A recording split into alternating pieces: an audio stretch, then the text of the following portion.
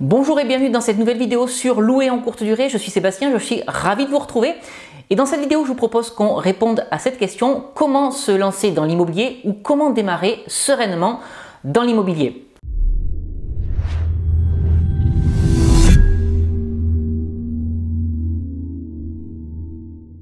Alors l'immobilier, c'est quelque chose qui fait rêver, c'est quelque chose qui intéresse énormément les gens. Par contre, lorsqu'on souhaite se lancer, on est souvent démuni. Alors avant que je vous explique dans cette vidéo quelles sont les 10 étapes par lesquelles vous allez devoir passer pour vous lancer dans l'immobilier, je vous invite à vous abonner à cette chaîne YouTube si ce n'est pas encore fait. Ça vous permettra de rejoindre une communauté de plusieurs milliers de personnes passionnées d'immobilier, de location courte durée, de stratégie de location à haut rendement.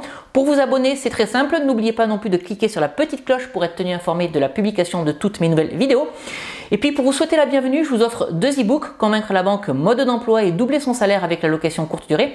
Vous pouvez télécharger ces 2 e-books en cliquant sur le petit i qui apparaît en haut à droite de cette fenêtre, ou sinon, si vous vous trouvez sur YouTube, vous avez les liens de téléchargement de ces 2 e-books dans la description qui se trouve juste en dessous de cette vidéo. Alors comme je vous le disais précédemment, lorsqu'on souhaite se lancer dans l'immobilier, on est souvent démuni, mais pourtant l'immobilier c'est quelque chose qui fait souvent rêver les gens, parce que avoir de l'immobilier, entre guillemets, c'est être propriétaire, c'est un signe malgré tout extérieur de richesse, alors que pas du tout, je vous ai déjà dit dans plusieurs vidéos que c'est pas parce qu'on avait de l'immobilier qu'on était riche, mais en tout cas voilà, c'est quelque chose qui intrigue énormément les gens. Et il y a beaucoup de personnes qui souhaitent se lancer, par contre, elles ne savent pas par quel bout prendre le projet, elles ne savent pas dans quelle ville investir, elles ne savent pas sur quel type de bien investir: un studio, un T2, un T3, un parking, un local commercial, et ensuite vient la question: quelle stratégie de location je vais adopter, ou quelle stratégie d'exploitation je vais faire. Est-ce que je vais faire de l'achat-revente? Est-ce que je vais faire de la location nue? Est-ce que je vais faire de la location meublée?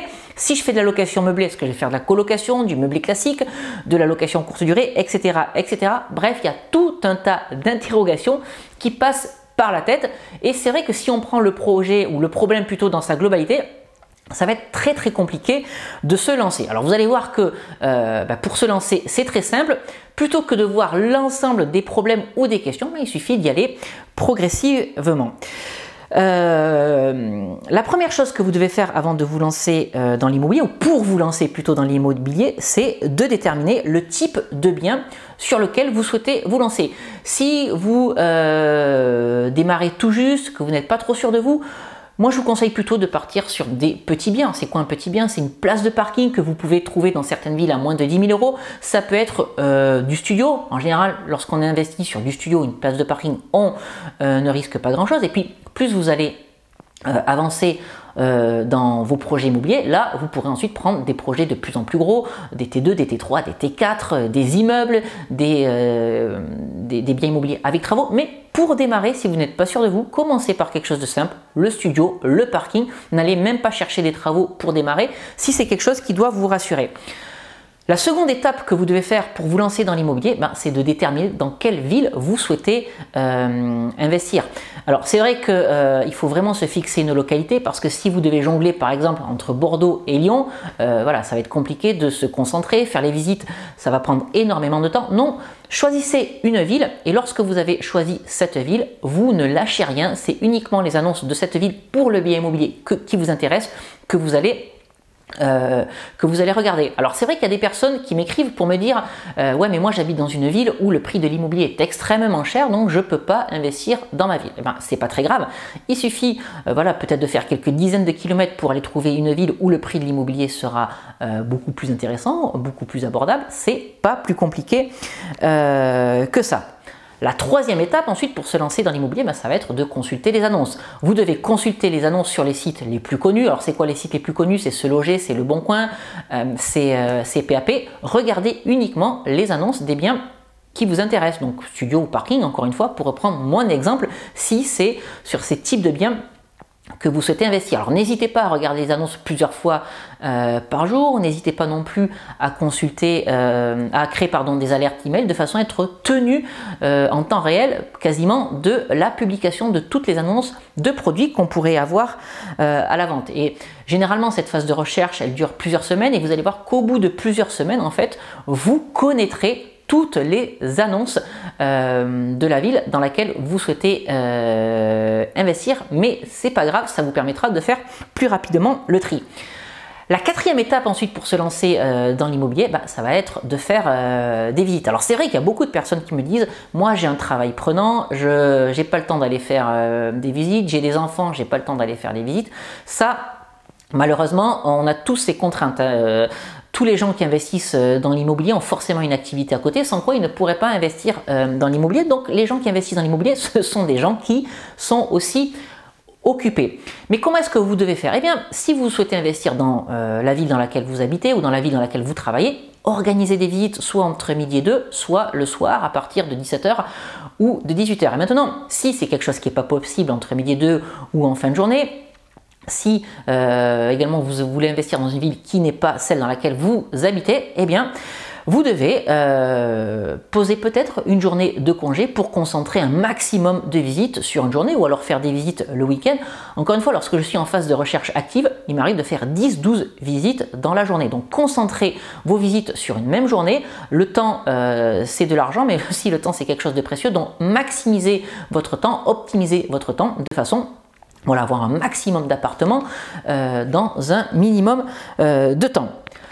La cinquième étape que vous allez devoir faire au moment où vous souhaitez vous lancer dans l'immobilier, c'est de faire des offres d'achat. Lorsque vous avez vu un bien immobilier qui vous plaît, n'hésitez pas à faire une offre d'achat. Et j'ai même envie de dire, si vous avez vu un bien immobilier qui ne vous intéresse pas, n'hésitez pas non plus à faire une offre d'achat. Pourquoi? Eh bien pour vous décomplexer, pour que ça devienne plus facile au fur et à mesure de faire des offres d'achat, parce que le jour où vous allez tomber sur un bien immobilier qui vous intéresse réellement, là, faut que vous soyez en mesure de faire une offre d'achat. Alors, si je peux vous donner un petit conseil, entraînez-vous à faire des offres d'achat sur des biens immobiliers qui ne vous intéressent pas du tout. N'hésitez pas à casser les prix, à faire des offres d'achat agressives. Encore une fois, pour vous décomplexer. Et ça me rappelle vraiment une stratégie que j'adoptais au moment où j'étais ingénieur informatique, alors là, c'est vraiment pour l'anecdote, j'ouvre une parenthèse, au moment où je voulais changer de société, j'organisais des entretiens d'embauche avec des sociétés qui ne m'intéressaient pas du tout, juste pour forger mon discours, pour m'entraîner à passer des entretiens d'embauche de façon à être prêt, à être bon au moment où j'allais être confronté à une boîte, une société qui réellement m'intéressait et dans laquelle j'avais envie de travailler. Donc voilà, ça c'est pour l'anecdote, je ferme la parenthèse. Je répète, n'hésitez pas à vous entraîner à faire des offres d'achat sur des biens immobiliers qui ne vous intéressent pas. La sixième étape pour se lancer dans l'immobilier, ça va être d'aller chercher le financement. Et donc ça, c'est une étape cruciale parce que si vous n'avez pas de financement, vous ne pourrez pas réaliser votre projet immobilier. Alors si vous démarrez, encore une fois, c'est pas la peine de démarrer sur un projet à 500 000 euros. De toute façon, ça va être quelque chose qui va vous effrayer. Commencez petit, avec des projets à 30, 40, 50 000 euros. Encore une fois, ça peut être même inférieur à 10 000 euros. Si vous vous positionnez sur une place de parking, restez humble pour démarrer. N'allez pas voir la banque, encore une fois, avec un projet à 500 000 euros. Le seul critère que vous devez respecter, c'est d'arriver à minimum à l'autofinancement. Et ce qui est un plus, c'est de pouvoir dégager du cash flow. Et si la banque vous refuse le crédit, si la banque vous refuse le prêt, n'hésitez pas à aller voir une deuxième banque, une troisième banque, une 10e banque, une 15e banque, une 20e banque, si vous êtes certain que votre affaire immobilière vaut absolument le coup. La septième étape ensuite, ça va être de choisir son mode d'exploitation. Moi, ce que je vous recommande, c'est d'avoir un bien tout-terrain, un bien que vous puissiez utiliser sous de multiples formes, location nue, location meublée, location courte durée, colocation, etc. etc. Alors évidemment, vous n'allez pas pouvoir faire de la colocation dans un studio, mais vous aurez compris le principe. Ne vous enfermez pas dans un seul mode de fonctionnement. Laissez-vous l'opportunité d'essayer plusieurs choses avec votre bien immobilier. Ça vous permettra d'avoir plusieurs cordes à votre arc. Alors vous allez peut-être me dire, ouais mais Sébastien, sur un parking, c'est compliqué d'avoir plusieurs modes d'exploitation. Alors oui, c'est vrai que sur un parking, on est limité, mais sachez que sur un parking ou un box, vous pouvez louer à une personne qui va y mettre sa voiture, mais vous pouvez louer également à un artisan qui va y entreposer du matériel. Et il y a même dans certaines villes des systèmes de location courte durée sur des places de parking, donc sur le principe d'Airbnb, mais plutôt que de louer un appartement sur plusieurs jours, vous allez louer une place de parking sur plusieurs heures. Donc, vous voyez quand même qu'on peut faire énormément de choses avec une place de parking. Le huitième point pour démarrer dans l'immobilier, ça va être de mettre votre bien en location. Donc soyez très attentif au locataire que vous allez choisir. Choisissez le bon locataire, un locataire qui aura de bonnes garanties de façon à vous préserver des loyers impayés ou des difficultés de paiement. Donc n'hésitez pas à prendre les garanties nécessaires ou à prendre les cautions nécessaires pour vous rassurer de ce côté-là. Le 9e point pour démarrer dans l'immobilier, il est très important, surtout prenez du plaisir. L'immobilier, c'est une décharge d'adrénaline. Lorsque vous allez faire des visites, voir un appartement qui va vous intéresser, vous allez prendre une première décharge d'adrénaline. Lorsque vous allez signer l'acte authentique chez le notaire, le jour où vous allez devenir définitivement propriétaire, vous allez prendre une deuxième décharge d'adrénaline. Et lorsque vous allez mettre le bien en location, que vous allez faire des visites, qu'il y a des locataires qui vont venir chez vous déposer un dossier, c'est que votre appartement ou votre bien immobilier leur plaît. Donc là, vous allez prendre une troisième décharge d'adrénaline. Donc prenez énormément de plaisir à faire de l'immobilier.